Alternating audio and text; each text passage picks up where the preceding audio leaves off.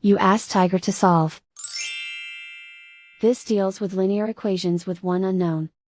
The final result is A equals 3/7. Let's solve it step by step. Simplify the expression. Group like terms.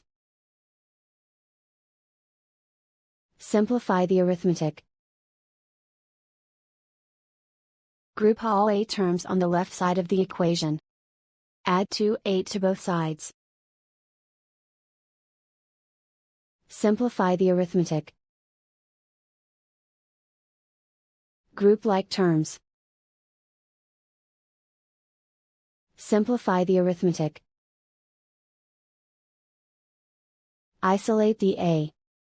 Divide both sides by 7. Simplify the fraction. And so the final result is A equals 3/7.